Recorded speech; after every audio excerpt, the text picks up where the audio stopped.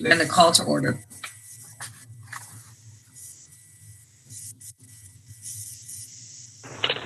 All right, good afternoon, everyone. We would like to call to order the South Euclid-Lyndhurst Board of Education regular meeting. Today being Tuesday, July 28th. It is now 6:02. Mr. Hill, may we get a roll call? Mr. Bloomberg? Present. Ms. Falkenberg? Here. Mrs. Jones? Here. Ms. Lee Harris? Here. Mrs. Ryan? Here.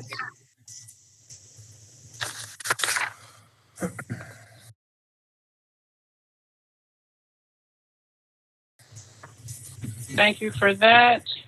We can actually, welcome all the visitors we have this evening, those who are logged on live listening, and those who will join us later for a future view of the meeting. Good evening to the administrators and team. We can go ahead with our first item. We've got preliminary items that are just procedural. Let's go with the Pledge of Allegiance.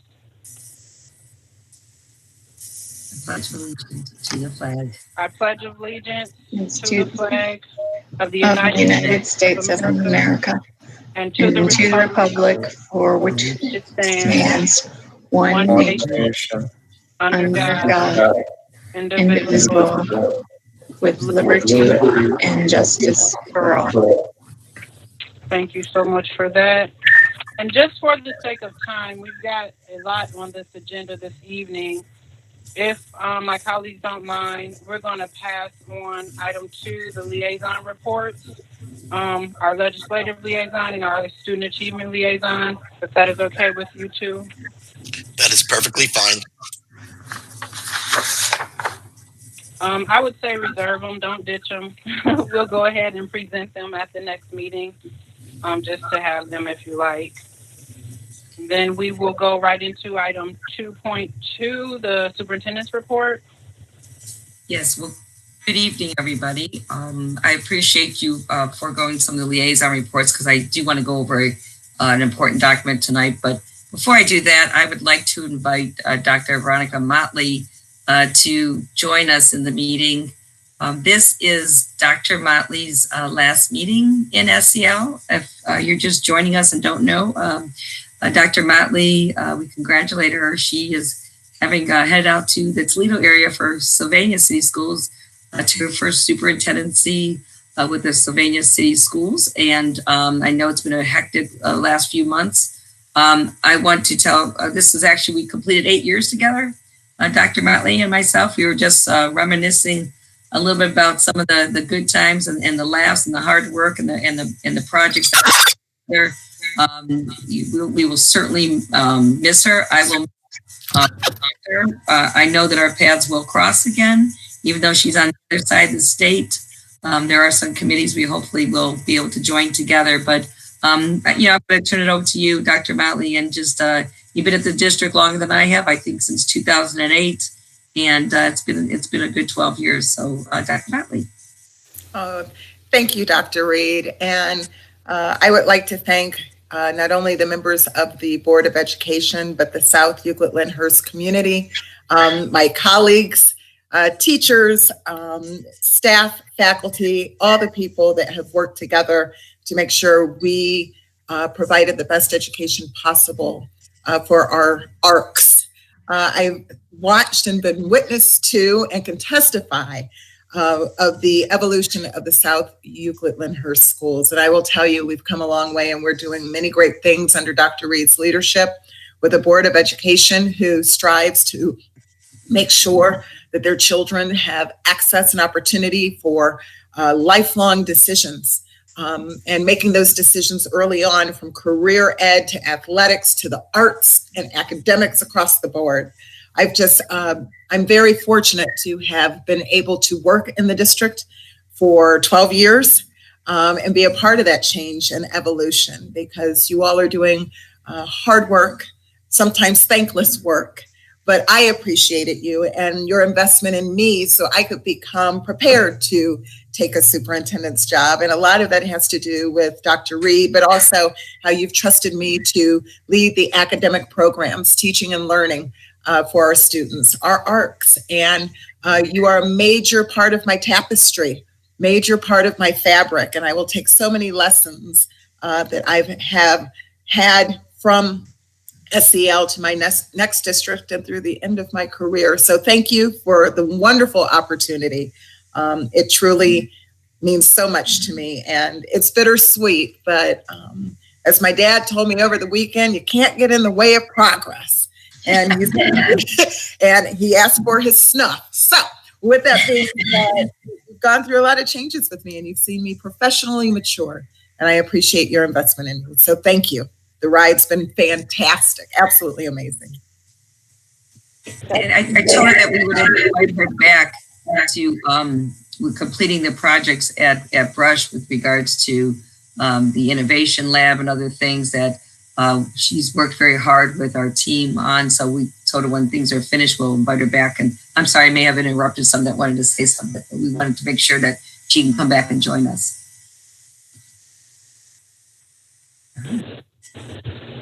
I'll say congratulations, Dr. Motley. It is bittersweet, but I think the worst part is when you stay somewhere and you don't mature to be able to experience the opportunity of growth. So in that aspect, I do smile. I do wish you well. I told you we're here. Anything you need, we want to be there with you and walk you through this and watch you as you take over that next district. So I'll be watching you. I might hop on to some of your board meetings. Don't call me out. But I do wish you well. And I've been here, 11, 12 years, 15 years in the city. And it has been a pleasure to get to know you and see some of the dynamic things that you've brought forth for the district. So those shoes are going to be pretty big for the next person to fill, but we're up for the challenge. Well, thank you. I am going to present another document, but before I do that, we've been really working quite hard over the last few months. Everybody has. As you recall, I'll take us back. It's hard to believe it has been not quite a month when Governor DeWine released some guidelines. I think it was around July 2nd.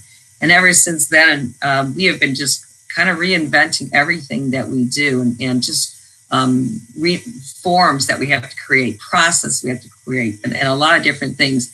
And really, one of the things, we've been meeting with this SELTA leadership team. This may have been our third or fourth meeting. I met with the Karen Guillermo and Don Schilk, leaders of the OPCs 110 and 207.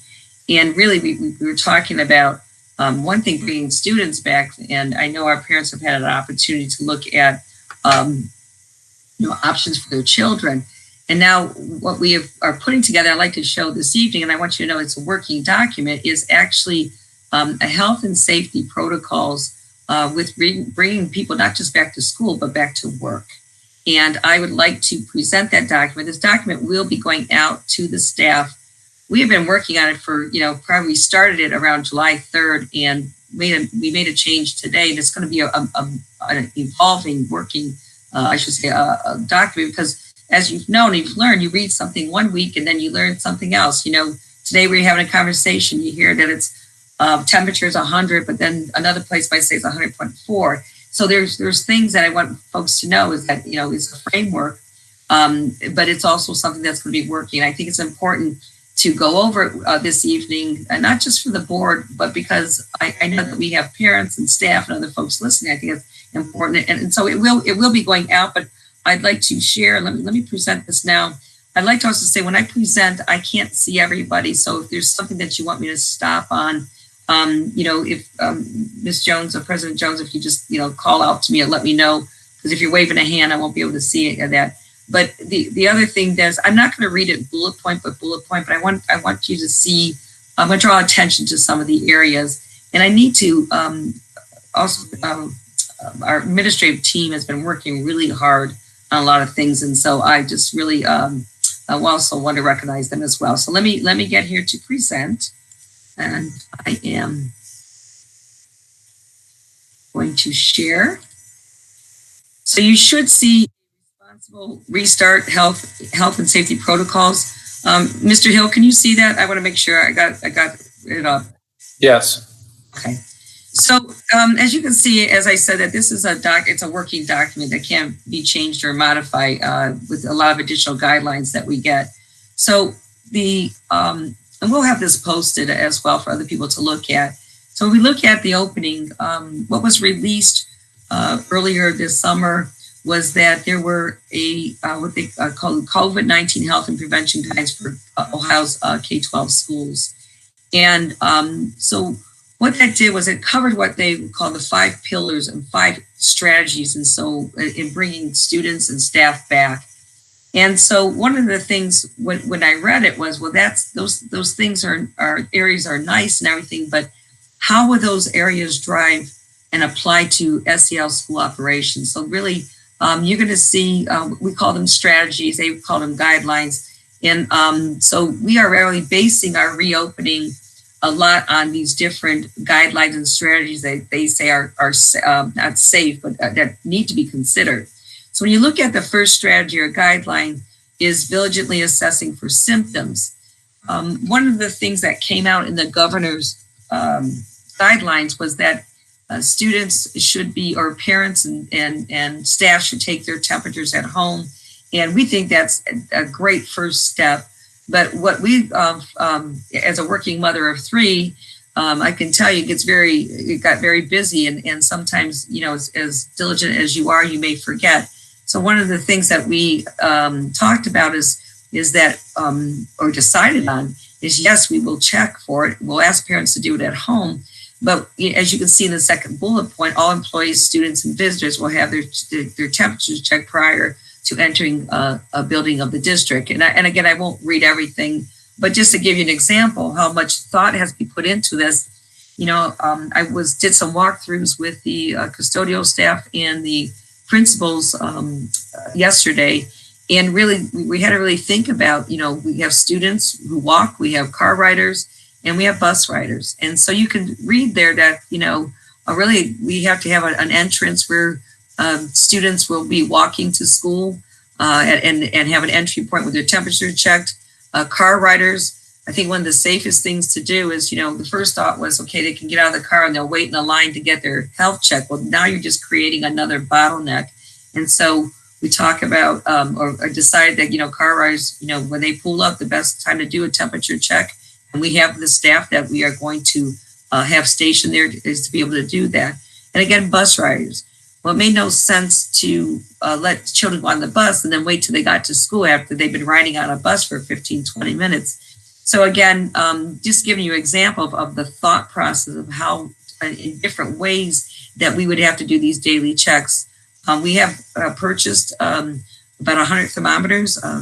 Part of the CARES Act that you may have heard about is for such purchases like this, where you have to, we normally wouldn't be doing this if not for COVID-19 and trying not to strap the school districts down with extra costs. So this is just, one area that can be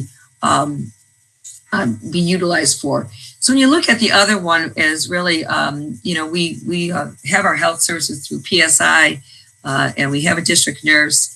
And we really, they will be coming in next month to do training for our staff. The next point is it talks about following applicable current Cuyahoga County Board of Health and Ohio Department of Health guidelines.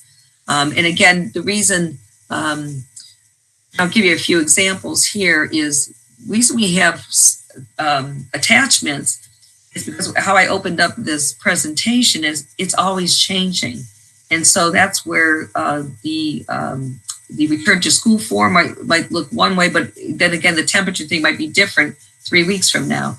So that's the thing that we have to make sure is that we work with, specifically with our Cuyahoga County Board of Health, because you'll also realize that other people in other counties, Summit County, Portage, and other, they may have some different guidelines. And so we want to follow Cuyahoga County's guidelines because again, this is an area that has had some hot spots.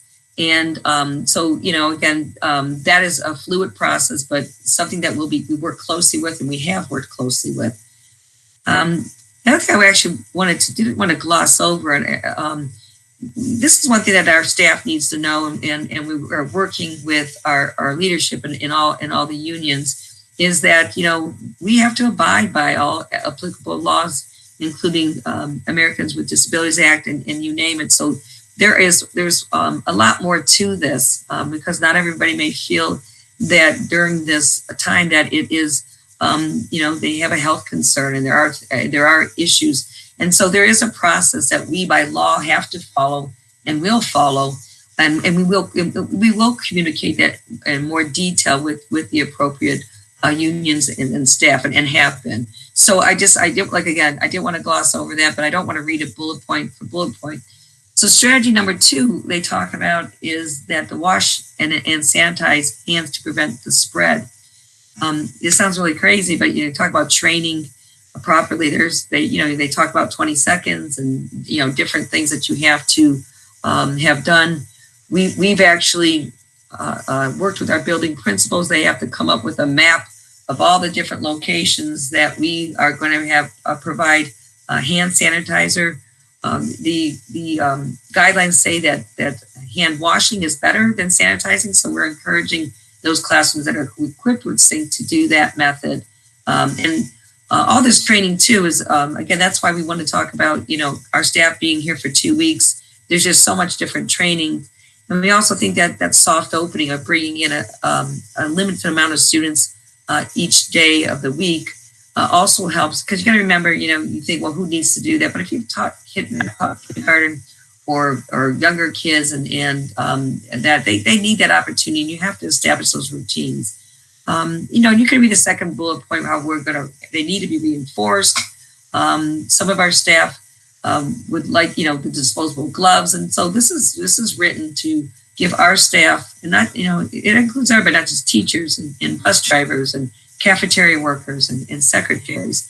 So that is the second strategy. The third one is really the cleaning of the school environments that you have. And so when you look at the first bullet point, you talk about offices and classrooms on a daily basis.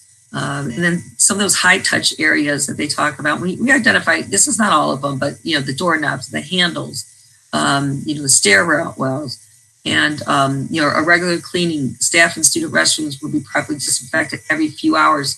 These are some of the guidelines, not at the end of the day, but every few hours. And so this was really also changing the demands and the workload that our folks have to work under.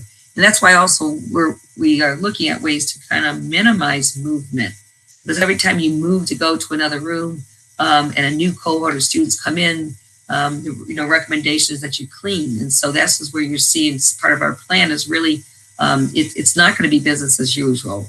We have to minimize our movement in our touch areas, but those are. And then the other piece is, let me go down here for a second. Another bullet point, we would dedicate supplies or equipment to individual students. It'd be where you might go to the art room and you share things, paintbrushes and different things. All that has to be wiped down before, a next class comes in. So if we talk about some self-contained cohorts of students or some art supplies that are specifically for certain students, that actually cuts down on the time that people have to clean the items as well as the spread. Each classroom in the district will be supplied with paper towels and a disinfectant for cleaning and disinfecting purposes. I just don't want to say classrooms because there's workspaces. So I just give one example here. There are some workspaces of non-teaching staff that have requested to be able to have cleaning items. So again, these are just some examples of how we as a district, this is their strategy they recommend. And then these bullet points are tailored to what we are going to do in a district. And we can add to it, and we already have. I think a schedule for routine environmental cleaning of high touch surface areas and shared. And so we talked about, Mr. Murphy will be working with our custodial staff to look at what routines, and are there designated staff members that will just do the wiping of tables or other routines and staff. So that's something that we will have to work with our custodians and other staff. And just the bullet point in there, I mean, cleaning products is always a concern. So you talk about all this cleaning, we have to make sure that it's also kept away safely from children. And I think that the last bullet point, though it's a simple sentence, it's important. Additional cleaning time. It's going to take longer. It's going to take more cleaning. It's going to take our staff longer to clean, and then you have to have some sit time on that. So we talk about a condensed day for our students, learning the essential work that they need to in curriculum. It does allow, and if the staff is out of the building, it allows a lot more time and for our staff to be able to do that daily cleaning. Because again, going back to the strategy, that's the strategy. How are we going to accomplish that to limit the spread? And we break it down even more, so we don't just talk about classrooms. What's that going to look like for transportation? And you can read it there. We are placing a bus driver and using an additional bus driver, and to be able to take temperature checks, but at the same time, be able to help with this, sanitizing certain high touch areas. We'll have hand sanitizer on the buses, and they do recommend that the windows stay open if appropriate. So also for safety purposes, it's great. You can't be driving a bus and watching kids. So we want to have that extra pair of eyes, an adult, to also keep our children safe as they ride the school bus. So strategy 4, and we've all heard about social distancing, but I included a definition. It is social distancing is a critical tool in decreasing the spread of COVID-19. So you've heard in the guidelines and that, it's 3 to 6 feet. Some school districts feel that 3 feet is appropriate for their district. We believe that we need to maintain the 6 feet in all of our locations. And so what we have, if I can give an example, I have meetings with Mr. Murphy, our Director of Business Affairs, and Assistant Superintendent Capel, and myself, and the building principals and custodians. We're doing what we call opening school year walkthroughs, and we're really we're looking at all classrooms are different shapes and sizes. So we're really looking at how can a first grade classroom look? How does a kindergarten classroom look? They have tables, and being able to make sure that how many can we safely students can we put with 6 feet. That also means that we have to look at what we don't need in the classrooms, because we want to have as big a space as possible. I was both an elementary and a high school teacher. Elementary, we tend to have a lot more manipulatives and different things like that. So, that is one thing that's important, that the desks don't get closer together when we get a new student. We have to look at the fact that if we get a new student in November and we have classrooms that are 6 feet apart and they're filled to capacity for that grade level, if there's an open seat, fine. If not, remote learning may be the way that they have to start. So I don't want people to think that that 6 feet is a fluid process depending on our enrollment. We have options. And again, you can see, really looking at our hallways. We talk about brush, one-way hallways, and again, that's why we think the soft opening is important, because it's not like you just go to your school and going to be able to get from point A to point B. We have to look for safe ways that we don't have congestion in our buildings. We look at to help reduce the risk of COVID-19. And again, this is under practicing social distancing, because you can't just open up the doors. We certainly are parent friendly. We are certainly visitor friendly. We have so many faith-based partners that we depend on. Our conversation is we don't want to lose those partnerships that we have. And can we discuss a different way that they can help us and our families? And they're so open to that. So you have to minimize, the amount of folks that enter your building if it's not necessary. Yes, your child may forget their lunch, and in the past you can just kind of run up to school, buzz you in, and then you go up to the secretary. Well, if we're trying to keep everybody safe, we have to rethink how we do that. Not that you can't bring the lunch up, but we may have a table that sits outside, but in a certain designated area, and you're able to do that. What we mean by appointment is certainly if you get a sick child and you have to come pick them up, then there's an arrangement, and we have to make sure that we minimize those types of interactions. So it takes a lot of thought process. So those are some of the things. So we are going to minimize the visitors to the building, if not really restrict them. So this next one is, a portable plexiglass shield will be provided for teaching staff and to other classified members, thinking of secretaries. And we've already started some of this. You can see some of the secretaries have been working all summer. Lenny, our carpenter, he's wonderful. He has built some plexiglass by their desk. We look at portable because as we're speaking with teachers, they're pretty mobile. They're not always behind sitting at their desk teaching, but they can certainly put it at their desk. And so we've actually already purchased those for people, for secretaries as well, and those that may need it. We've been using it in registration. So we've been registering folks all summer. You'll see that there is a plexiglass that our folks have been set behind. So a lot of printed material going up in our building to remind children and staff with the new guidelines. So again, this is still social distancing. So we even go through like what's arrival going to look like. And again, this is a training piece.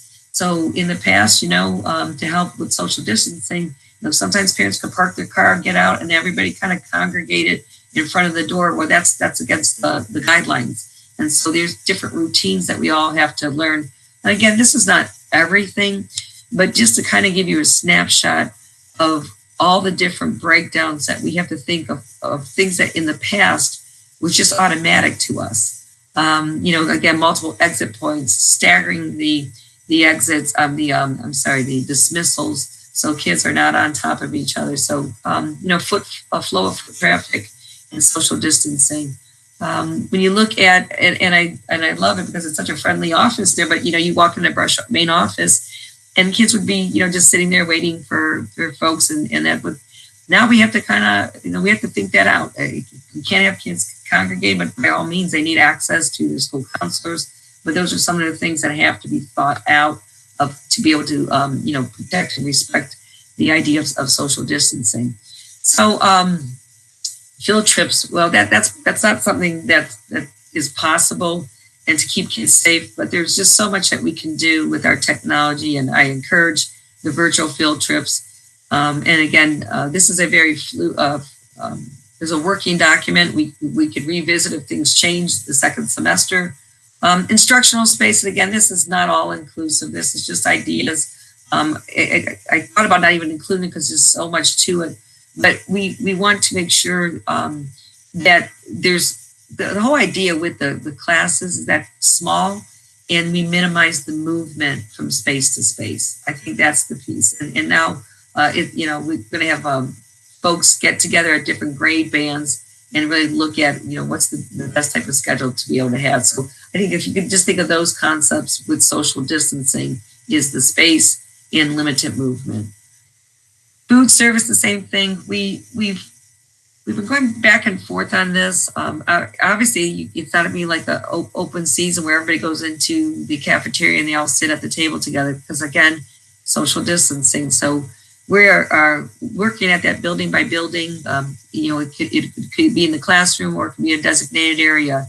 Some of the thought was, if it's a nice day outside, can tables be set up outside? I mean, we're open up to anything that doesn't violate the guidelines.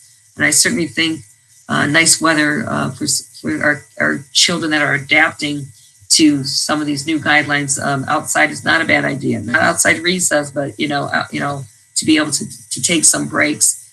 When you look at the transportation and social distancing, we could not transport the amount of children safely that we did in the past. We have moved it back to 2 miles. I know in some cases that it's eliminated busing, but again, we would have been busing for hours, and then instructional time would have been lost. There were a lot of families that actually qualified for busing that said, you know what, yeah, we actually qualify, but we'd rather drive our child to school, and we're really grateful for that. So the students will have an assigned seat like they always have, but one other thing again is really looking at one per seat unless they're from a family. We can do together. That is actually goes up and beyond. Many of the things that I'm mentioning goes up and beyond what the guidelines said that came out from Governor DeWine. We talked about it internally, and we were putting pressure on ourselves because did we have the staff to be able to do this? And I'm very appreciative of working with our 110 and 207 and talking with them about how can we do some of this stuff differently. So the last one is strategy 5 is that the face covering is proves to be a way to decrease the spread, and hence why we are requiring that all K-12 students returning to school, including our staff. Well, we'll get to staff in a moment. Wear a mask.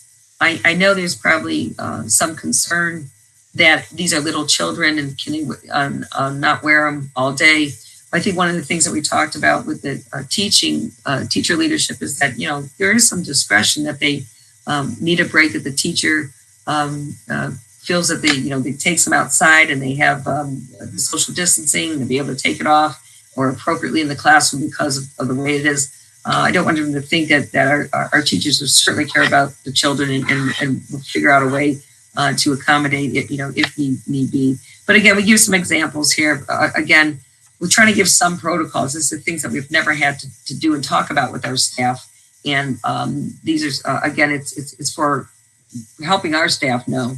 So staff and face coverings is now students. We also requiring, when I say all school-based employees, because there's, there will be some of our teachers who will be doing the virtual academy. Obviously, they're not school-based, and that's not a requirement if they're working in an isolated area or their home. And the reason that I will be recommending at our August meeting that we need to schedule is that the COVID-19 health and prevention guidance for K-12 recommends a face covering policy. And so that is something that in order to be able to protect people, we have to have a policy that gives us the ability to enforce. We certainly are mindful of some of our special needs population, and I know that we will work with families, but we are looking to also keep people safe. That includes our staff as well. Again, so these are guidelines, failure of a student or staff to wear it, we certainly will want to work through things, and there will be a continuum or a process of being able to do that. But if we really feel that folks, whether it's a staff member or a student, that it's really impedes or hurts the safety of others, then more tougher, not even saying conversation, decision needs to be made that whether a school-based option is appropriate for that child or, for that staff member who doesn't comply, puts other people at risk, including our students. Definitely, be something that we would have to address. And we hope we don't have to. But when you look at keeping our safe, you need to have protocols. And if we don't have these protocols in place, then our ability to ensure safety at the highest level possible is not something that we're comfortable with. So again, we see this being refined as we go along. What we also have here is some videos for our staff to look at. This is by all means not inclusive, but we also see those first few weeks of school, not just getting training in Schoology and different things, but we actually see a lot of our non-teaching staff, our classified staff also being trained in other areas to keep them safe as well. So I can go back and stop sharing here. And that was a long superintendent's report, but I felt it was important to, again, this is something that's going to be sent to every staff, but we'll also have it posted because it's going to be updated and we'll keep updating it. But, we wanted folks to know that it's looking at the 5 areas of recommending and how we as a district are going to make our decisions with school operations. So I don't know if there's any questions, but that completes my presentation on the health and safety protocols. This is Neil speaking. And it was a wonderful presentation. Thank you so much for the time and effort put into it. One of the questions I have pertaining to students, will masks be available and provided to students who will inevitably forget to bring? Sure, that's a question that's been asked. Was we in the restart plan that we sent out, we are asking parents to supply a mask. The discussion around that was, what we're finding out after 5 months into this, a mask is very personal. So, certain kids like to wear certain masks and different things. We also realize that a child may forget their mask. And so to answer your question, yes, there'll be some extra ones on the bus in case for that child that gets on the bus and forgets that the bus driver will have it. And then for a mask will be available in every school for those children that forget their mask. Yes. This is Catherine. I have a couple of questions. Is that you talked about maybe having at Brush, and I don't know about Memorial, but one-way movement, so students aren't passing each other. Might they have extra time to get from class to class?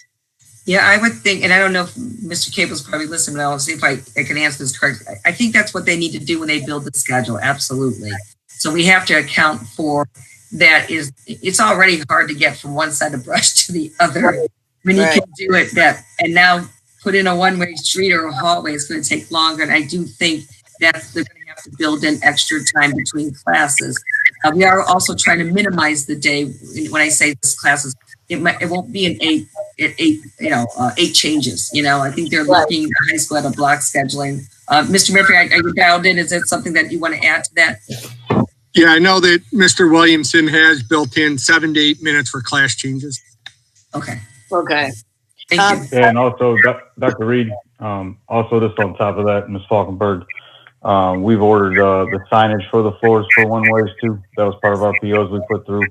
And like Mr. Murph just said, Carl's already got his building. I've walked the building a couple times with Mr. Bryan, the new principal at Memorial, and all that stuff is underway and fully anticipated.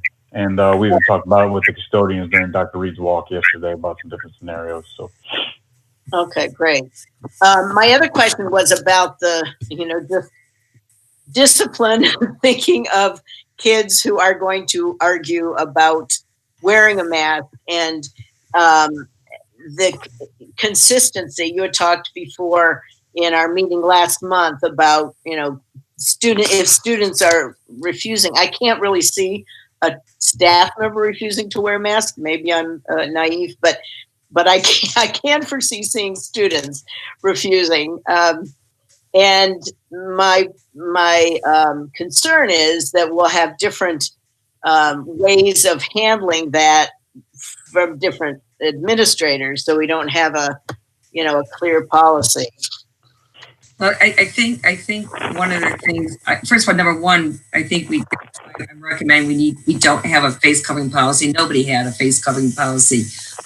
There is, I do think that's why, number one, we need to have a face covering policy for our district, because otherwise we can't enforce. That's what drives our enforcement, is to be able to have a policy.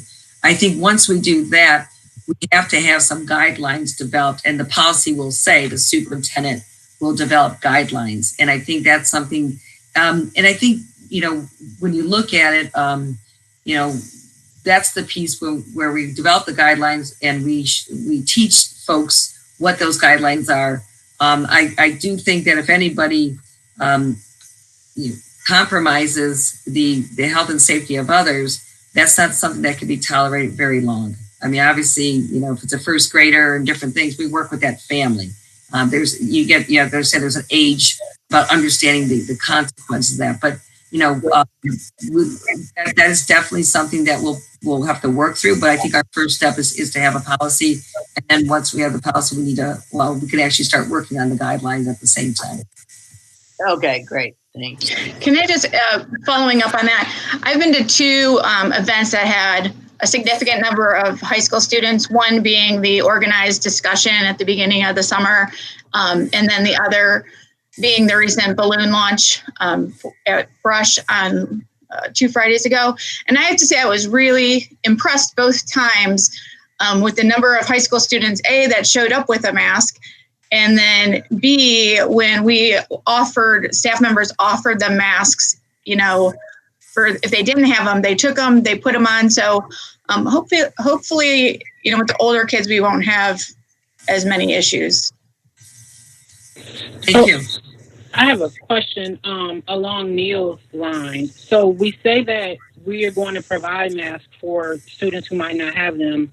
What does that look like? Are they just the regular surgical mask? And I ask that because in my line of employment, obviously entities got Cuyahoga County PPE donations sent to them, and 10,000 masks go really fast when you are dealing with a lot of people. So one, what is that the type of mask that will be issued, like the disposable, and then notifying the families that the kid needs to be in compliance and needs these to have come? That's one. Two, I know, and PTA parents can slay me later, but I know PTA has kind of been on hiatus. Have we heard anything where maybe groups of PTAs are having masks made for students just because they haven't really been able to interact with them? So let me go for Mr. Murphy. You can correct me if I don't get it right. I know that Mr. Murphy and Miss Melissa Thompson had ordered a lot of the disposable masks. So yes, those are the ones that we were thinking about with regards to the point. If we continually have a child that shows up almost every day without a mask, obviously we contact the family. I know that Ms. Bussey in her new role is also working with our partners. We've had a lot of people that are saying, hey, we have donations. I did talk to Mrs. Heideck the other day, and she says, hey, when things settle down, we kind of, she has some ideas. So we touch bases right now, but we definitely have a lot of options that people are doing that. And I know, Mr. Murphy, you wanted to say something. I could see you buzz in there. So go ahead. You can comment on the face mask. Yeah, I was just going to say that they are disposable masks, and we ordered thousands of them. But like you said, we don't know how fast we're going to go through them. So hopefully we can keep up with the demand. Our suppliers right now say they have them and that we can get them fairly quickly. So I'm hoping that stays true once school starts and all the schools start asking for more. But we did order quite a supply.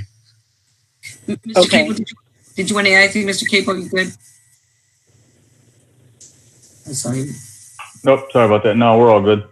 Well, good. Okay. And then the other couple questions I have, I know it's, like you said, this is fluid and this is a working process and document, but are we going to deal with certain situations on an individual basis? I know, again, in my field of work, you got people invoking their constitutional right to not wear masks.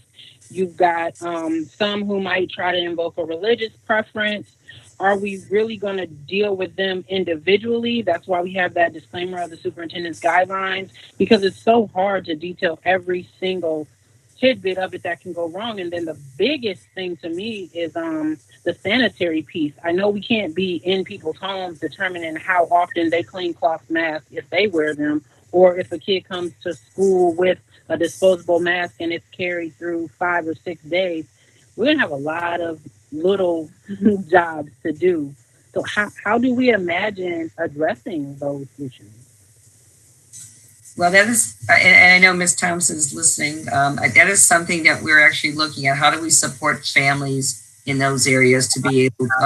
A great question. We have a lot of answers, and then we have areas that we don't. I think that is definitely something where I don't think we can have enough donations when it comes to masks, because maybe for some families that might need more support, or everything that we actually supply masks. for them, an extra one, because maybe the washing cycle, or just you forget, you get busy and just different things. And so the best way I can answer that question is we're going to try to find ways that we can support those families.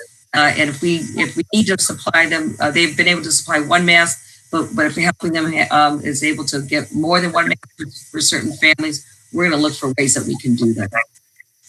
When it comes to the whole issue of, whether it be religious preference or, students considering they have a health issue, I think if we didn't have virtual learning accessible for those students, it would be a bigger problem. But when you're talking about the health and safety of other students and of our teachers, I think it's pretty clear that that needs to be the number one priority. So one of the discussions we even had too is that, really the health and safety of the students and staff, but even for that individual. I mean, if a face covering is not something that's doable, they're actually exposing themselves. So that's to your point is, there are other options that are available, but we certainly want, folks to know that if the mask is an issue, that the school base may not be the best option for them. And that's when I say we work with the individual families on that. Right. I had one more question. We may be getting to this later. So but are we going to be discussing later on the whole issue of what to do if a student or a teacher or a family member does present COVID? I think we have to be very, I think we definitely, Ms. Falkenberg, will address that with our staff and our unions. There's a process. We're bound by guidelines and laws, and certainly those discussions have already happened. And that this was a discussion we had today with our SELTA leadership. So the thing that we have to be very careful of is now, we have to be, there's procedures, but we're going to follow the local procedures from Cuyahoga County. And I think, those procedures can change. As I mentioned, even, the temperature, what's the latest and what constitutes somebody having a temperature. If we have a known case, what's the protocol? We have definitely discussed that with folks, but we probably won't do it this evening just for the sake of time. And I guess that's a topic for another day. But it's definitely been part of our discussions. Okay, thanks. I will say, as we go through this process, it's going to continue to be stressful. Just rolling out this 8-page document of the safe policy return back to school is a small drop in the bucket. But we also have to remember that day-to-day operations are ran by the building. And I think parents and families should be encouraged, if they have a question about day-to-day operations, they can reach out to our family engagement coordinator. They can reach out to our building leaders. I think our building leaderships and our administrative leadership is prepared to field these questions, because those are questions that people are going to have. And a lot of the questions that parents want to know day-to-day operationally are probably going to be better answered by their building. I mean, we could be at 5,000, 10,000 pages trying to outline day-to-day operations.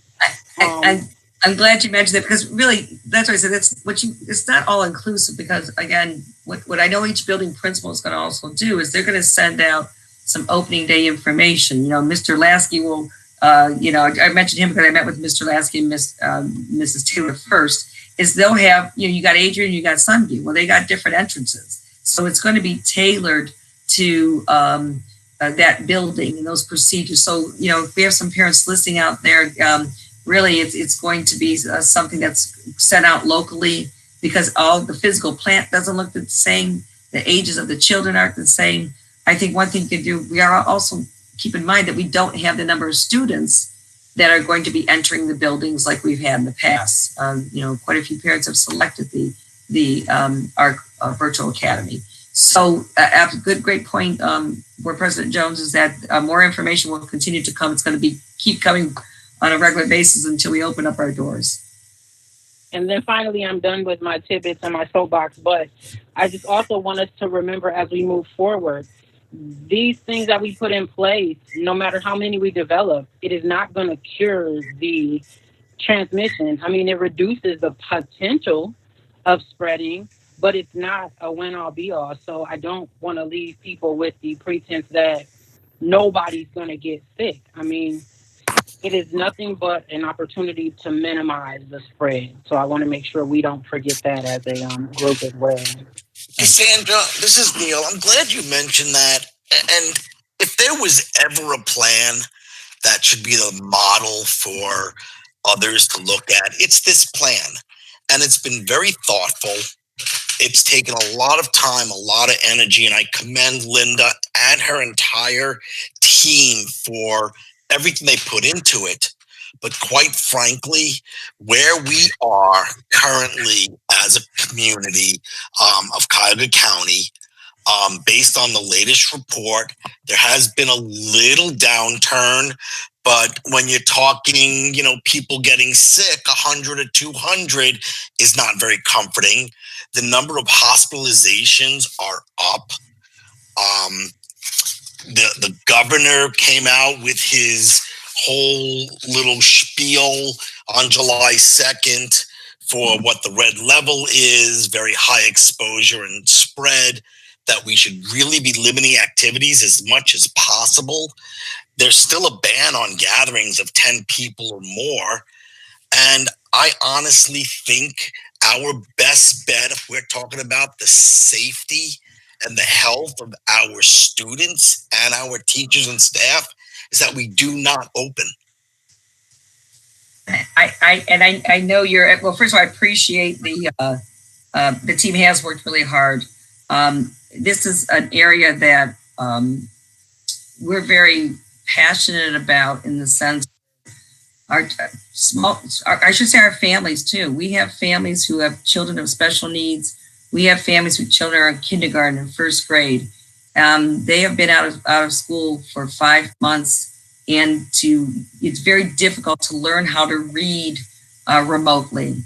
And they feel that their child has regressed considerably, and have been taught kindergarten, second, third grade, sixth grade, and I was a high school intervention specialist at Garfield Heights High School, is that a child who doesn't learn to read, it only has a certain amount of time to do it, could have a lifetime of challenges. And I think that's the piece why we've chosen to give our families options, because every family has a different situation.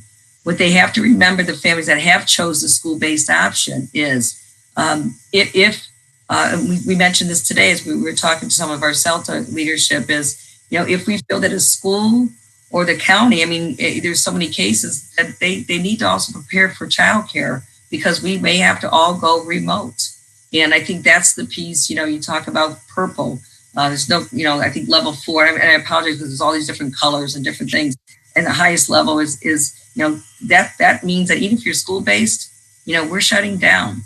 Or if we find out that it's happening a number of times in a school building, we hope not. I don't have a crystal ball, but we're shutting down. And I think that's the piece where you weigh things out. We have parents that are, with everything that we've talked about, they believe that it will be so detrimental to their child by not having access to an education this way. We are giving it, I wouldn't even say we're giving our best shot. I think we have been very thorough.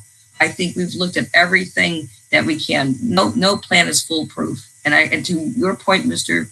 Bloomberg and Ms. Jones, is that we've done it, and it could be that we do all this, and 3 weeks from now there is a change in the and we go remote, and that's where we put that in the plan for parents.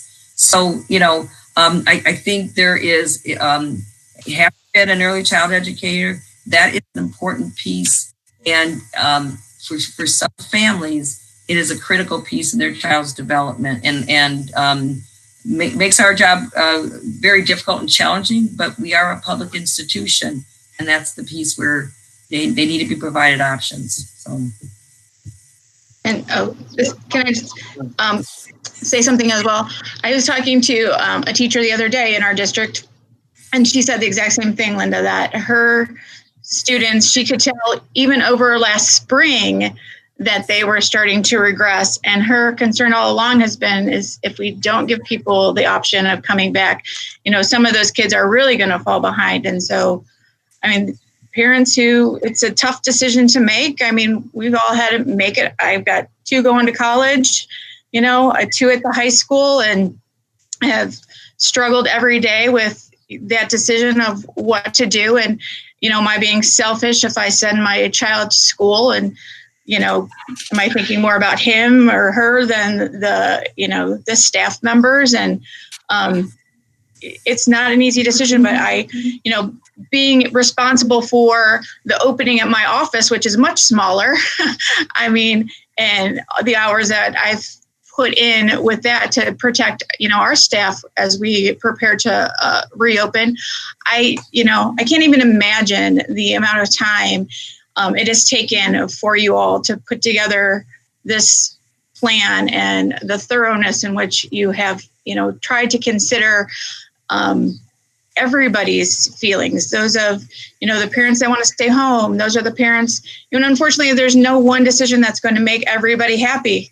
There just isn't, because you can't, there's just nothing. There's no real compromise other, than doing the best we can to support everyone to the best of our abilities and to continue to clearly communicate and be there when people struggle. So I thank you for your time and efforts, everybody's time.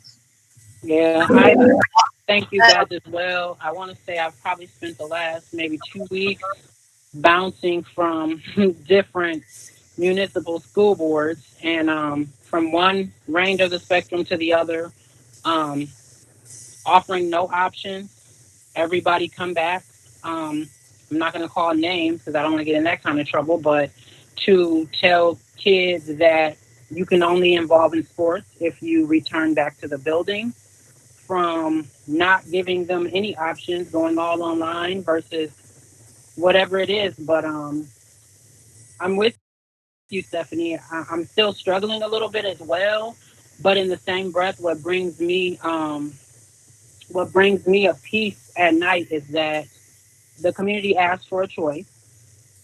They were clearly not 100% saying send my kid back, not 100% saying keep my kid home. And I think the best thing we could have done was given the community a choice.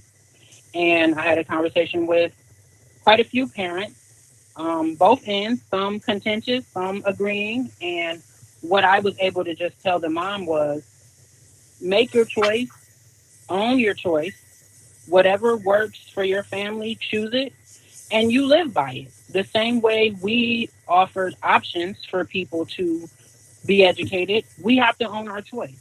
If the numbers go up, we own the choice. If the numbers go down and the kids go back to online, we own the choice.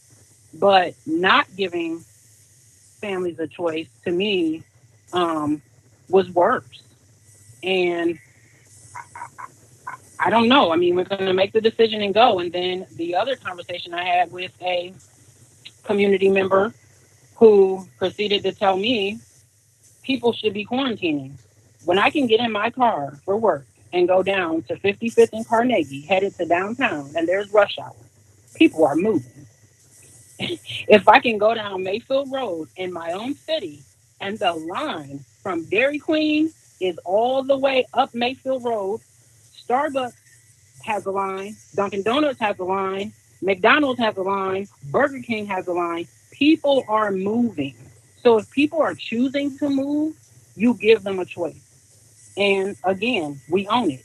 If I don't send my kid to school and he's at home and I'm writing repossession letters for Xbox, telephone, earbuds, I told him the other day, I will write a repossession order for the ceiling fan, the door, the bed, the covers. If that's what I have to do and I'm going to be badgering him every day to log online and go to school, that's the choice I own. If I send him and he comes home sick, that's the choice I own. So I feel like the best thing we could have done was given families options. And if they don't like the option, there's another option for you to choose. And the same way with staff. I commend the staff who are deciding to come back because they see the deficit of these kids. These kids haven't been in the building for 5 months. That's 5 months of learning on hold.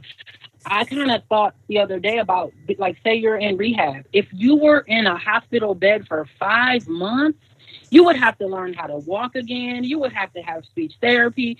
There's a lot of interventions that would have to take place for you to be able to even semi-function.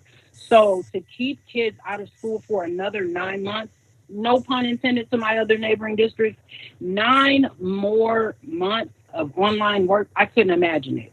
So I say we give people a choice and they own their choice. Well, I just have a question. You were talking about the number of students who are choosing online learning. Do you have, you gave some numbers at our last meeting.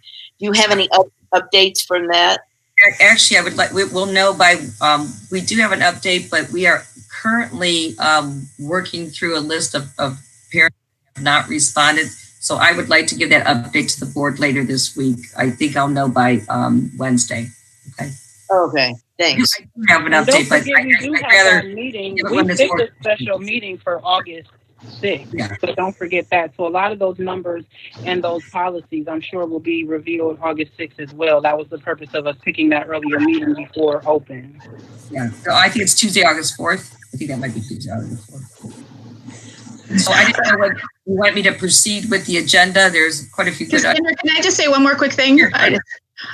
One other thing I wanted to point out that we hadn't talked about, and Cassandra kind of alluded to it, is that our district, and I too have been sitting in on other school board meetings. It is kind of cool having the school board meetings virtual because you can bounce around and check out what other people are doing. I too have been doing a lot of that, and I always feel like I'm a stalker or something. But I think that the involvement of our staff and our to our staff and to having the teachers involved in those conversations has been really critical, because it's not just the administration or us making a decision. I mean, you are working with them to find out who does want to come back and what's the best way to handle it, and getting input from them. So I think that's an important thing to really put out there, is that these decisions are not being made in a vacuum without them being present in the conversation. And also in reading through everybody's restart plans, not everybody's, but several of them, I think that, again, kudos to Mrs. Thompson, because you do rock.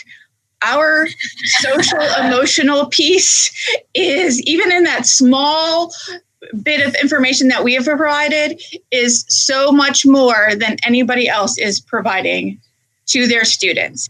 And so I think that's another, critical thing, because not only are we focusing on education, but with all of the things we're doing, both online and in person, that we are setting up, we know that this is a traumatic experience for everyone. And so all of those supports that, we have put in place for years and are continuing to put in place, I just, again, I feel very fortunate to be part of this process. And I will say, as a parent, I have one child that's going to be online. I have my son, Greg, who's going to be a freshman at Brush. I really struggled with what to do with him. He had a 7%. I've told everybody this, a 7% in history at one time. I have my master's degree. I have, I work full time, very involved in PTA. I never thought I'd look at his grades and be like, oh my God, he has a 7%, but everything just kind of collided. And he has been adamant. He is not going back to school. He's staying home. And I was like, okay, it's your decision. And so as I sat with him and we read through the guidelines and filled out the paperwork, I said, okay, what do you want to do? And he's like, I want to go back to school. And I'm like, are you sure? I said, are your friends going back? He's like, I have no idea what my friends are doing. He said, it doesn't matter. He said, I'm tired of being at home. I'm going to wear my mask. I need to be, in front of my teachers. And he's like, that best decision he made for his education, that he knows that it would not have been a good thing for him if he stayed home, and so, I appreciate having that opportunity. And again, I'm sick to my stomach every single day. But like Cassandra said, my kids are older. They're all working because they need money for college. So we have done our best, and knock on wood, none of us have gotten sick. They're all out in the public every day. They have their masks, they have their sanitizer in the car. They come home. We have our rituals that we do. And we just got to keep praying that, whatever happens, we are equipped to handle it. So thank you. I'll go at 9. I'm talking a lot. No, that's right. All good, real stories. The fact of the matter is, so it's good for us to hear as well what people's thought process has been. Well, I appreciate that. So that does that conclude your report, or do you have some more? No, I'm good. You good? I think I did. Yeah, I think I'm good. I'm gonna go back to the. I'm gonna present again. I almost forgot. I got to present the. Here we go here. All right, hold on here, and go here, and I'm presenting. It says. Hold on. Can you, Josh, I'm going to go on to the minutes. Can you see them? Yes. Okay, I'm good. All right, I'm getting it. There's no public comment. Okay, I didn't receive any public comment. I was just going to go there. Do we have any? We have no public comment. I didn't receive any emails, no. Okay. Thank you. Just for the audience's purposes, on the website is also the public comment form. If that public comment form is filled out and submitted, we will address it on the air with the live meeting, and we do not have any at this point. Now we can go into the minutes. Item 3.1, the minutes. Is that there? You got it? Okay. There we go. The minutes for the meeting of June 30th, 2020, and the special meeting of July 14th will be approved as recorded or corrected. Furthermore, the reading of these minutes will be waived. May we get a motion to approve the minutes? Mrs. Ryan, so moved. Catherine Falkenberg, second.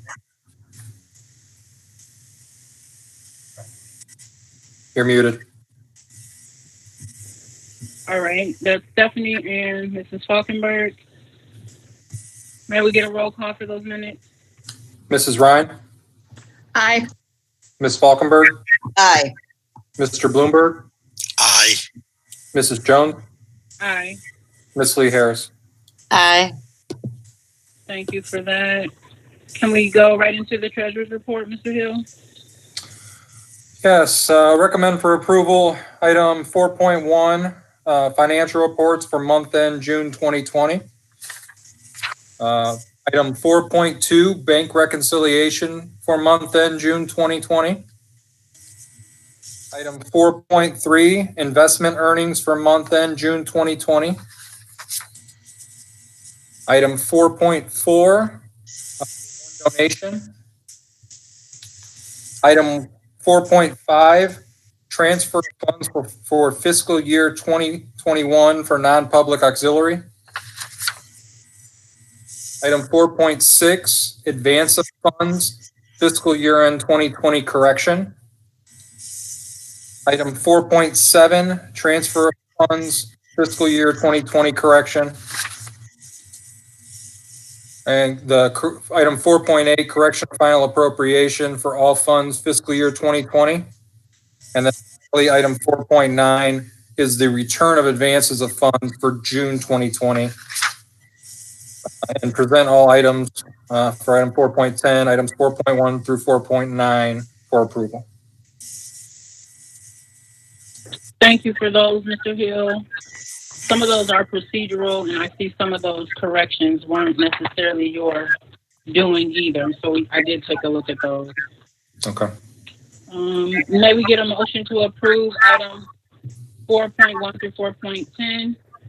So moved. Is that Ms. Lee Harris? Yes. Falkenberg. And Ms. Falkenberg. Any questions or comments? Yeah, I'd just like to say that the few corrections and I had mentioned it to Cassandra. So those corrections happened because apparently there was a error on the final foundation payment for the year end. They were already pulling those funds back from the cuts. And then to top it off, they gave us an additional amount of money in our excess cost line on there, which ended up throwing off our retirements that I had already posted. So I had to go back in and repost retirement. And it was through general fund and our food service fund. So it ended up throwing off a few numbers, which is why I have these corrections now. So we did receive a DNE through the county, but I also am having them reissue based on these corrections. So it kind of proves no matter how much you plan, there's always something that came. So, Catherine, can I have you mute your mic for me? I'm getting a little feedback on there. Wait, yeah, I had a quick question, if I may. Sure. The return of advance of funds, I wasn't quite sure about that, what that meant. So at the end of the year, at the end of the fiscal year, one of two things happens if a fund's in the negative. You transfer funds to a fund that basically there's no way for that fund to recoup it. It's a fund that might always run in the negative, like food service or athletics. Or you advance funds, and advancing funds typically has to do with your grant funds. So this might be a timing of a payment. So we advance the funds knowing that we're going to get that money back in July, but we can't close the year on a negative. So in July, then we have to return the advances. Got it. Thank you. You're welcome. Hearing no further questions or comments, maybe we get a roll call. Ms. Lee Harris, Aye. Ms. Falkenberg, Aye. Mr. Bloomberg, Aye. Mrs. Jones, Aye. Mrs. Ryan. Aye. Going into item 5, superintendent's items. Okay, good evening again. What I have under 5.1 and 5.2 is actually, I think, give me one moment. I apologize. I got ahead of myself. As you recall, in the July 30th meeting, we had our CELTA membership approve of a memorandum of understanding to roll over their contract and take a wage freeze for the 2020-2021 school year. One of the things that came about is, COVID-19 hit in March, and our levy got pushed back to April, and we're so grateful in April. We actually passed the levy and realized that, there's some hardships happening out there. And so we went to their unions, and the CELTA membership agreed to it, which we're very grateful to. It was just a timing factor. Our OPC 110, if you're not familiar, those are our bus drivers, our food service, and I know our maintenance workers. They have also voted and agreed to a wage freeze for the period of July 1st, 2020 through June 30th, 2021. And they're two separate items. So that's where we need to do 110 first, and then we will vote on 207. Yes. May we get a motion to approve item 5.1, OPC 110 extension? Mrs. Ryan, so moved. Falkenberg, second. Any questions or comments? Hearing none, may we get a roll call, Mr. Hill? Mrs. Ryan, Aye. Ms. Falkenberg, Aye. Mr. Bloomberg,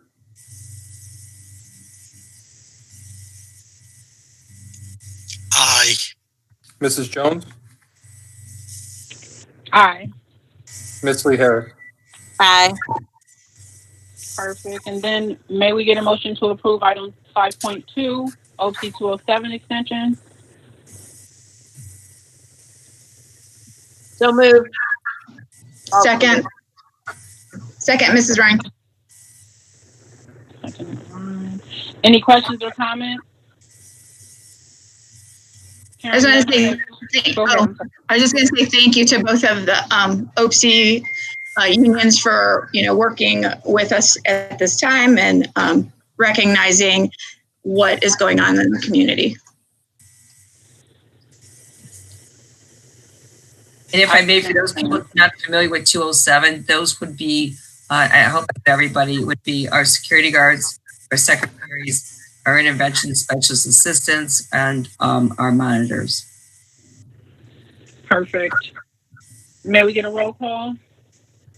Ms. Falkenberg, Aye. Mrs. Ryan, Aye. Mr. Bloomberg, Aye. Mrs. Jones, Aye. Ms. Lee Harris. Aye. Under 6.1, we have just one item here.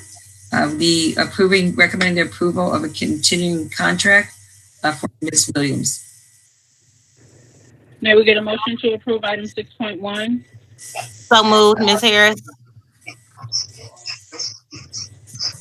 Second, Falkenberg. Any questions or comments? This is Neil. I do. Is this what's considered granting tenure? That would be correct. Okay. So who is making the recommendation that this individual receive tenure? And I will let Dr. I don't know if Bill Miller or Dr. Motley, if you want to answer the procedure, but there is a procedure that's outlined in our agreement, and the recommendation comes the process of the recommendation comes from the building principal. That is correct. Closely. Okay, go ahead. Yeah. It is the process. Actually, they are required a different level of evaluation that the principal must follow through with. It's a higher level, so it's more than a typical annual evaluation or on the rotation cycle of the evaluation process. And at that point in time, based on that year of evaluation, it is then based upon the building principal to make a recommendation to the superintendent to recommend to you to ask for tenure on behalf of that teacher. And how long has this teacher been with the district? I want to say Sharnez has probably been with us close to 6 years. Okay. She came shortly after I was in the district. Might even be closer to 7. It's about 7, Dr. Motley. She came, it's about 7 years she's been here. 7 or 8, it may actually be, truthfully. You're right. It may be close to 8 now that I think it may be closer to 8 because I was pregnant with Riley. I know that. So definitely. All right. Thank you. Okay. Thank you. Any further questions or comments? Hearing none, may we get a roll call? Ms. Lee Harris, Aye. Ms. Falkenberg, Aye. Mr. Bloomberg, Aye. Mrs. Jones, Aye. Mrs. Ryan. Aye. 7.1 classified staff. We have recommended to the Board of Education to approve the following personnel items for classified staff. We have a resignation, a few paid leave of absences, unpaid, and a couple unpaid leave of absences. May we get a motion to approve item 7.1? So moved, Ms. Lee Harris. Second, Mrs. Ryan. Any questions or comments? May we get a roll call? Ms. Lee Harris, Aye. Mrs. Ryan, Aye. Mr. Bloomberg, Aye. Ms. Falkenberg, Aye. Mrs. Jones. Aye. Under 8.1, I did send the Board of Education, let me see, it's moving slow here, some notes on this from the weekend. Hold on one second. Why aren't it's just coming up funny on my, agenda. I don't see why that is. Asking the board to approve the revised administrators, it's called a revised administrators compensation package, and Schedule A. In my notes is we are not revising the salary amounts. Those were approved, I believe, in April of 2019. when we started to look at the titles of the that were listed in Appendix A and on the salary schedule, they weren't in line with what our current structure has. For instance, we have the assistant superintendent of student services. So we no longer have the title of director of pupil services. So we were changing titles. Curriculum coordinator, we changed the title to align to deputy director of academics to align more with the current work, and also Cable's Center of Academics Innovation and Technology. So basically what we're asking the board to approve is not a new salary schedule or anything like that. Is really the names and titles didn't match the job descriptions that we had. So that's what, and Appendix A really is also an internal document that tells our administrators if they work 210 when their start day is, if they work 220 when their end date is.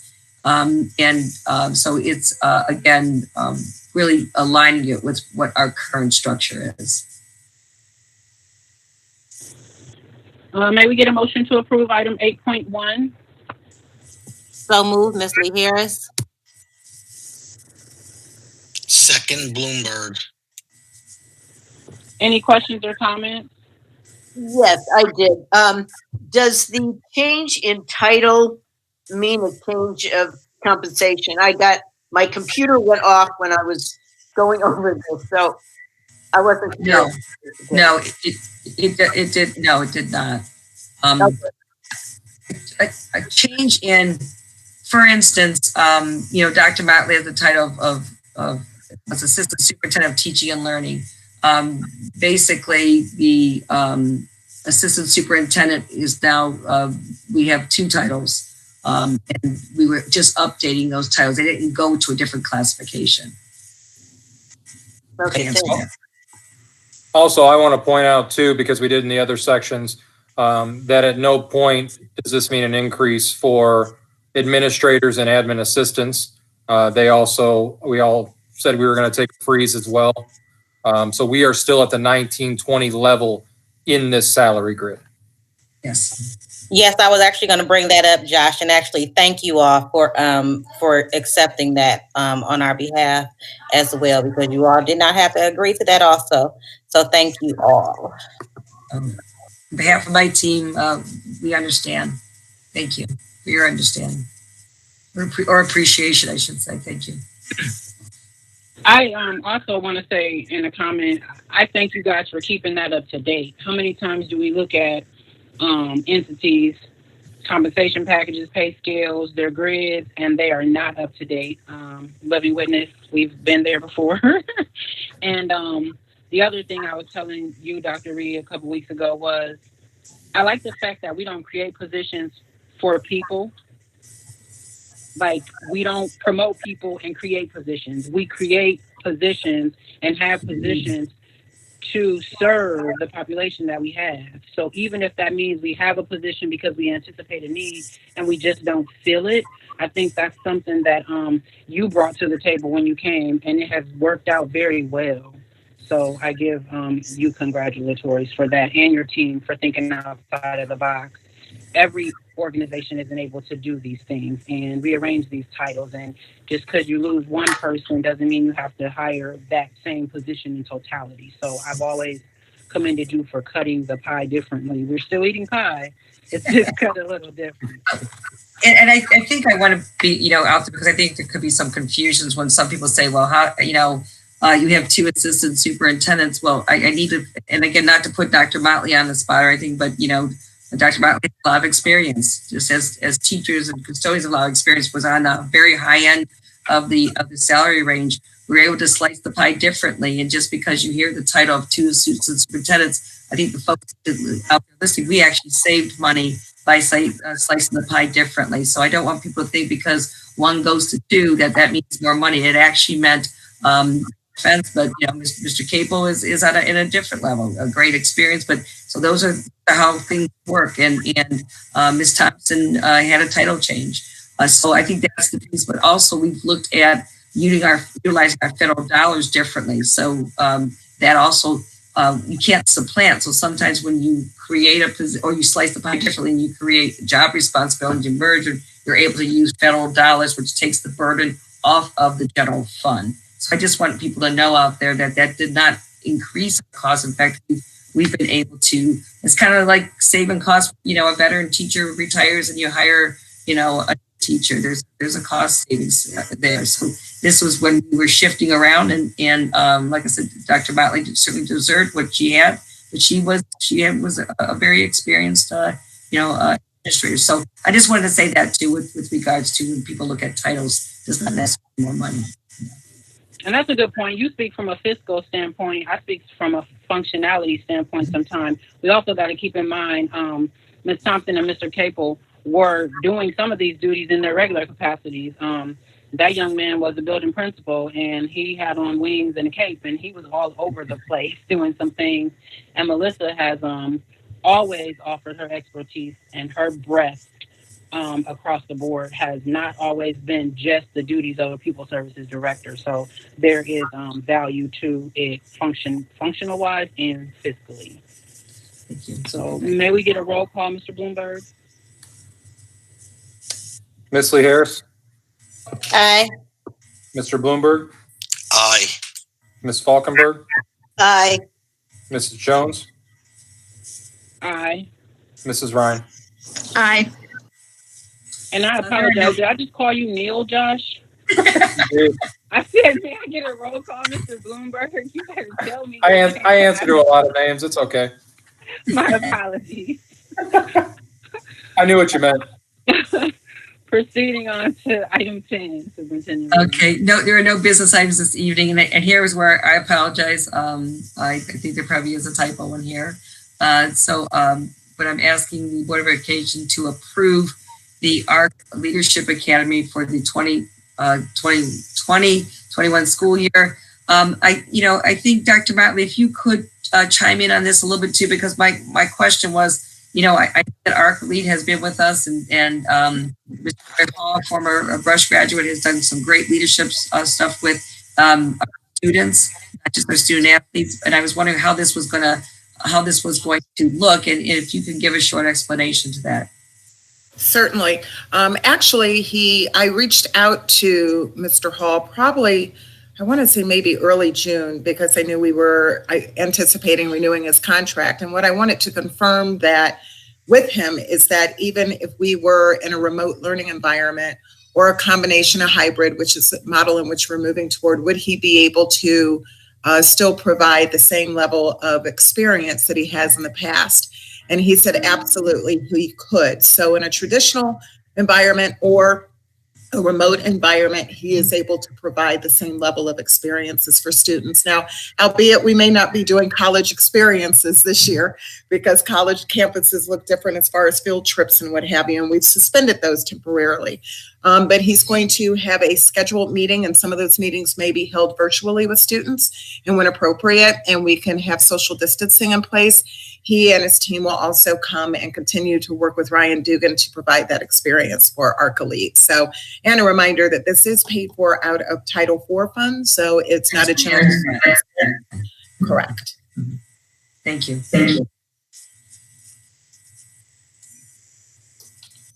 Right. Can we get a motion to approve item 10.1?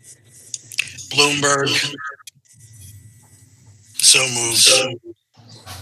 Falkenberg. Any questions or comments? May we get a roll call, Mr. Hill? Mr. Bloomberg, Aye. Ms. Falkenberg, Aye. Mrs. Jones, Aye. Ms. Lee Harris, Aye. Mrs. Ryan. Aye. And 11.1, recommending to the Board of Education approve the following people service items for a Julie Billiard, a school health assistant. This is a non-public, and we are the fiscal agent for non-publics. May we get a motion to approve items Item 11.1 So moved. So moved. by Ms. Lee Harris. Second, Bloomberg. Second, Bloomberg. Any questions or comments? Is Julie Billard are they going back to school, Ms. Thompson?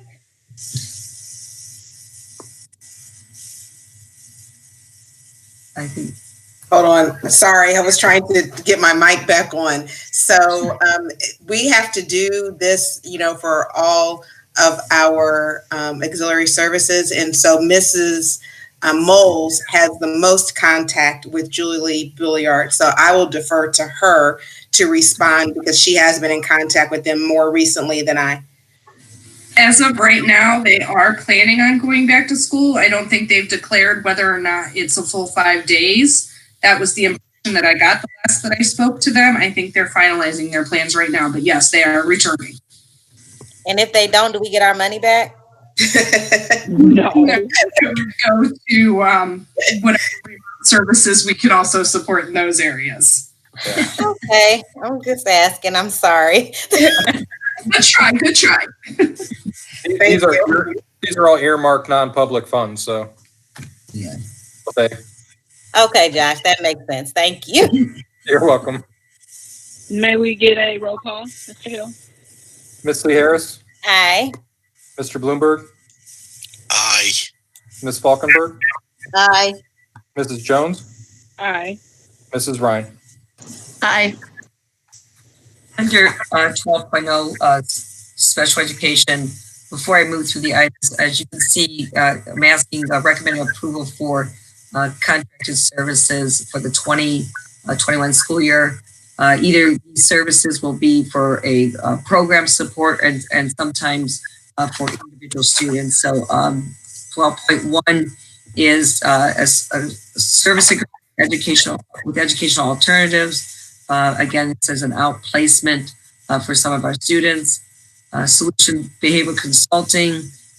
Again, this is a support service to support the needs of our students and our staff in special education. Number 12.3 is for contract for professional services with the STEPS educational group. We provide alternative educational programming for a student. And then I believe we use recommending for the Weitzer reading contract. Again, provides itinerant instruction services for one-to-one instruction for those students that may need it on an hourly basis. And then the next one here is 12.5. I get used to this name, but it's the Educational Service Center of Northeast Ohio, not just Cuyahoga County. And we utilize a lot of their services and for different, some of the for different individuals. We have fees and costs for on the attached document. And I'm not sure, Ms. Moles, which one, what services is this one for from the Educational Service Center? So this one for the ESC is for orientation and ability specialist, vision specialist, and teachers for the hearing impaired. It's a broad project that we approved at the beginning of the year because we don't know the students. They only bill if we want the services. Okay, thank you. And then 12.6, recommending approval of superintendent's special education items as presented. May we get a motion to approve items 12.1 through 12.5? So moved, Falkenberg. Second, Ryan. Any questions or comments? This is Neil. I do have a quick question. Item 12.3, the STEPS Educational Group, is that coming out of the general fund or is it title money? Ms. Moles? That is coming out of the general fund because it's a student with a disability. We typically do not use grant funds for educational services because certain things we can get excess cost and get reimbursement. If we use grant funds, we're not eligible for any reimbursement and it takes money away from other areas. Gotcha. Thank you. Thank you for bringing up the excess costs. I forgot about that. That's a good point. Thank you. I also have just It's just something that jumped out at me because of the unique situation we are in right now. But under 12.4, under the admin content, it says that this contract provides instruction services, yada, yada, to students who are unable to attend school for a variety of reasons. Now, prior to this year, there was only one choice, and that was everybody show up at school. I just want to make for clarification purposes that a student that does online choice is still considered attending school. Can I answer part of it? Sure.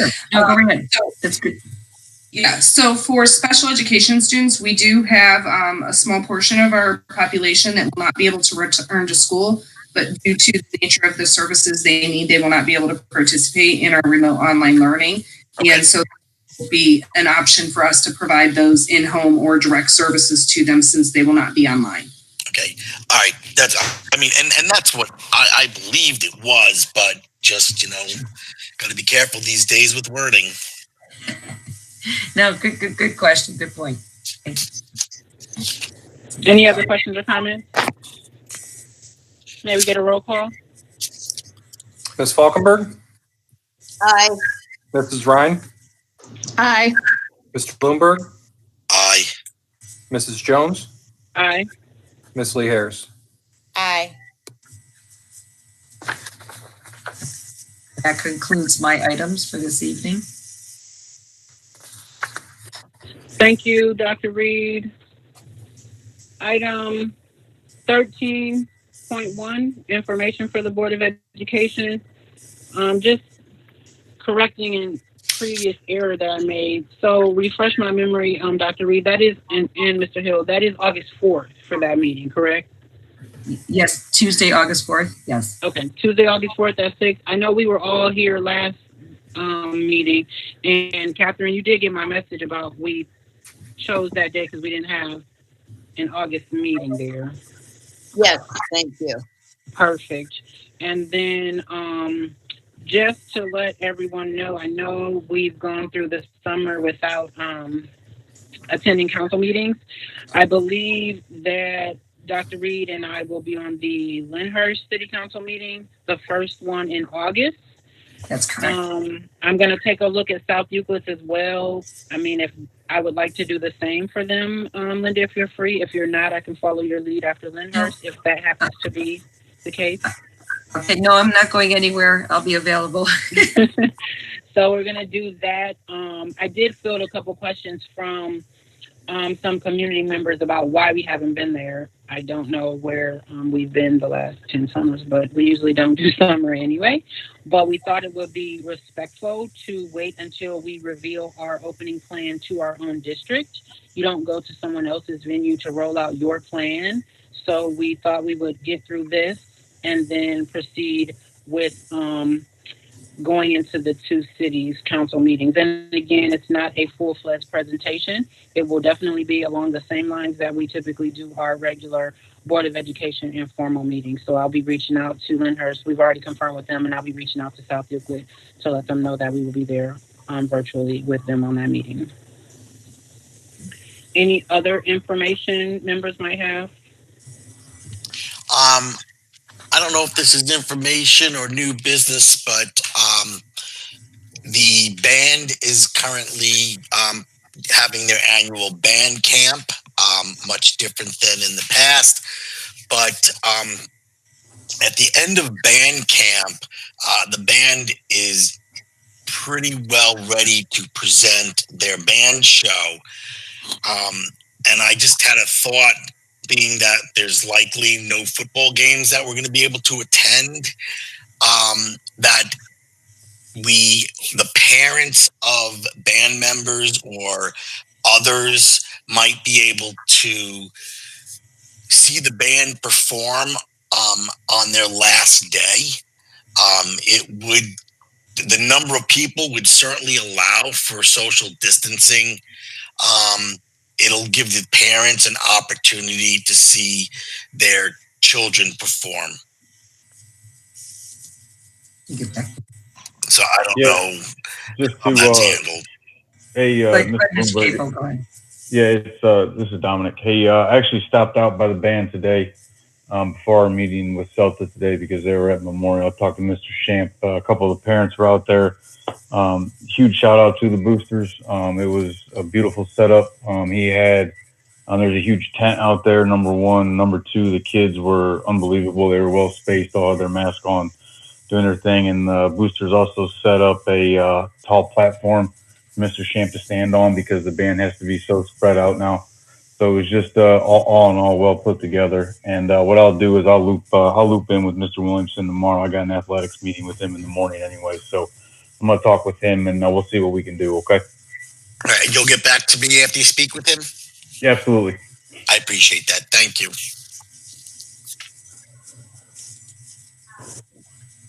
Dr. Reed, did you have a comment? No, it's okay. I was actually had an opportunity when I was at Memorial the other day to watch them play. The band camp was there. They were all spread out, different sections. I'd have to admit, I mean, it did feel good to see kids again. They were, you know, for those that they had masks on, for those that were playing, you know, strings and or other instruments, and they were spread out pretty well. And it was just nice to see kids around the building again. And I think we just have our revisions, so this is a second read on our board policies. We're done with that one, and you want me to go ahead and read them? You read them last time. I can save you some breath if you want. Oh, yeah. You know, if you want me to go through them, I can do them really quick. I can do them. It's not a problem. I have vision. Yeah. That's fine. Item 13.3, board policy adoption. The following policies were presented for first reading and preliminary review at the board meeting held on June 30th. Policy 2450, revision for adult education. Policy 2464, revision for gifted education and identification. Policy 3120, revision for employment of professional staff. Policy 3120.04, revision for employment of substitute teachers. Policy 3120.05, revision for employment of summer school staff. Policy 3120.08, revision of employment for personnel in co-curricular/extracurricular activities.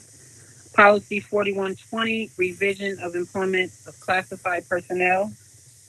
Policy 4120.08, revision for employment of personnel for co-curricular and extracurricular activities.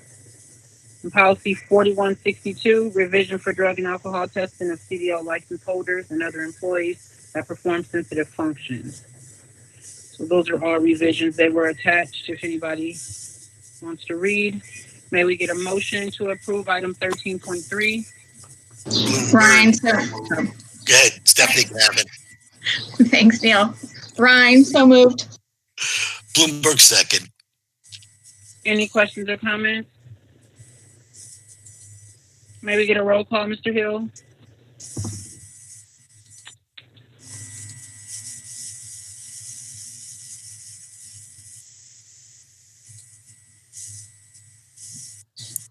I think you're muted, Josh. Roll call. Mrs. Ryan, Aye. Mr. Bloomberg, Aye. Ms. Falkenberg, Aye. Mrs. Jones, Aye. Mr. Harris. Aye. Thank you. Closing item. I'm saying we don't have any more public comment. I'm sorry. No public comment. Board President Jones, we do have recommending an executive session for the discussion of negotiations. Yes, we do. I'm going to go there. So item 14, closing item. We do have a need, as Dr. Reed said, and under the law, we can hold executive sessions to discuss those matters. All of those matters in that paragraph will not be discussed. At least one of them will. There will be no action being taken. May we get a motion to adjourn into executive session? It is now 7:46 p.m. So moved, Falkenberg. Second, Ryan. Okay, we will go. Thank you all for joining us this evening. I know at one point we had about 150 watchers, so we want to thank you for joining us. That is more than we've ever had in a decade. So enjoy your evening, and as always, the replay option for the meeting will be listed on the website by the morning, I believe. So have a good evening. Thanks. We Thank can you. hear Staff, you. thank administrators.